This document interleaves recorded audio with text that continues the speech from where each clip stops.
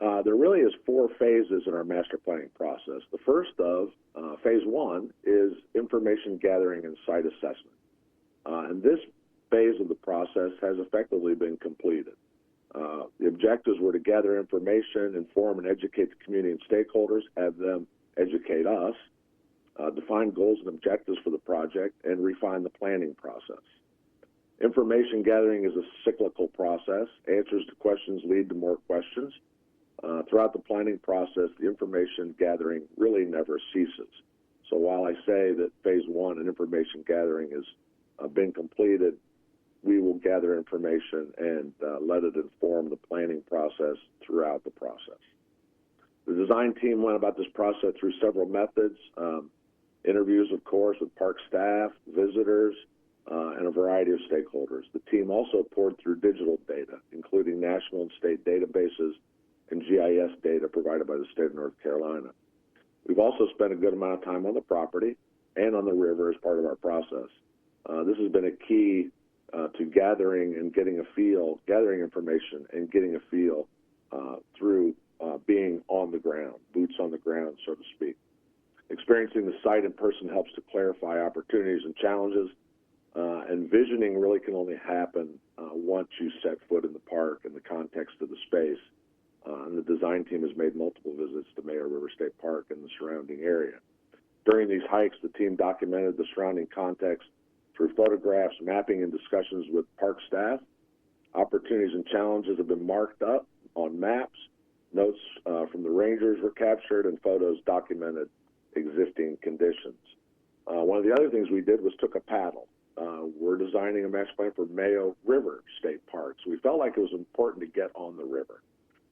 So we did take a 4-hour paddle trip, beginning at the what is known as the boiling hole at the Anglin Mill Road access, and concluded at U.S. Business 220, where we took the kayaks out of the water. This was about a 4-hour paddle, and really provided us a different perspective from earlier hikes, seeing the park property from the river, and it really is kind of a hidden gem. Through that whole 4-hour trip, there was really no sign of civilization or development. So it really is a wonderful, peaceful place along the river. So during this phase, we have also received initial input from the community through the project website. We've had over 400 people register comments and provide information, and we felt like that was pretty good representation. What the community has told us so far in the process has been very informative, but not necessarily surprising. Most people are very interested in activities to include equestrian trails, hiking trails, mountain biking trails, camping in various forms, and of course, access to the river. So in inventory and analysis and information gathering, mapping has played a key role in development of the master plan, providing detailed understanding of technical aspects related to the Mayo and its corridor.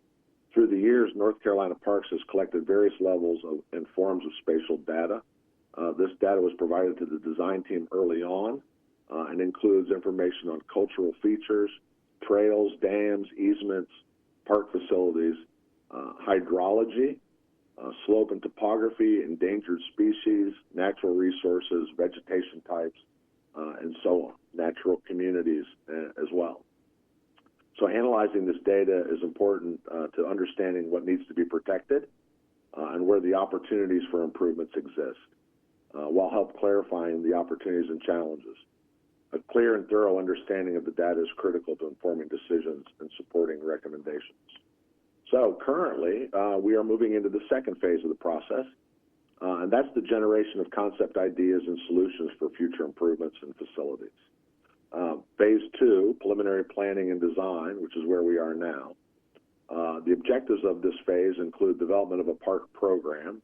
So we're identifying with the community's help and park staff as to what program elements are needed, what improvements are needed. We're identifying land use alternatives for future development and engaging the staff and stakeholders in the community throughout. These ideas will be provided on the project website for continued input and evaluation. Our ideas will be measured against their effectiveness in responding to community wishes, their aspirations, and being consistent with the mission of state parks. And this will continue till probably the end of July and maybe mid-August. At that time, we move into making draft master plan recommendations, where we finalize the park program and improvements and provide a draft plan again for input by the community and stakeholders. They'll be engaged for feedback on the draft plan. Once we receive that, we will move into development of the final plan based on feedback from Phase 3 and achieve in the end, obviously, approval from the State Parks Department. So we are sort of in the middle of the process. Again, we began in February. We expect to conclude sometime in late October, early November. Continued engagement, particularly through the website, will be available to those that are interested throughout the process. Would be remiss if I didn't say that website address is mayomasterplan.com. So if there's listeners that are interested in Mayo River and participating in the process, we would really enjoy and love to have your participation. We're big believers in local knowledge, and the residents in the community, those that know the river corridor, will know it. We'll never know it as well as they do.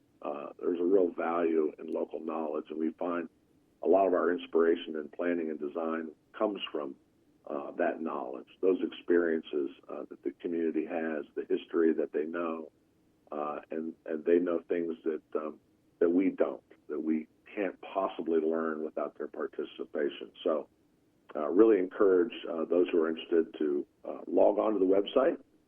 Again, mayomasterplan.com, and help us define that vision for Mayo River State Park. The recommendations, looking out 20 and 30 years. As I said, it's a long-term vision, and it takes a lot of voices at the table to really be responsive and inclusive in making the recommendations and deciding what the vision and the future of Mayo River State Park is. So with that, I think I've concluded. Brian, this has been extremely informative and such valuable information. I believe you've come to really appreciate Mayo River. I have. Mayo River is, in my estimation, a hidden gem.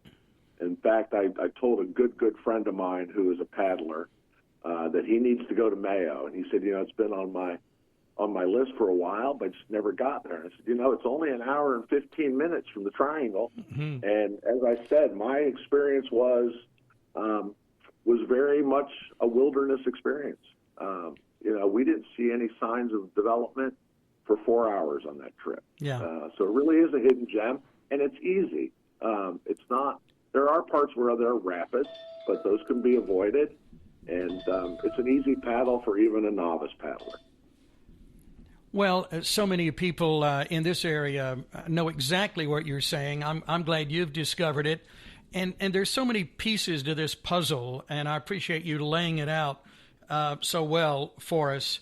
And, Brian, I appreciate your passion for parks. It comes through, and thank you for your work here on Mayo River State Park and looking at these long range. And right in the beginning, you said 20 years, and now you just said 20 to 30 years. So long range for sure. Yeah.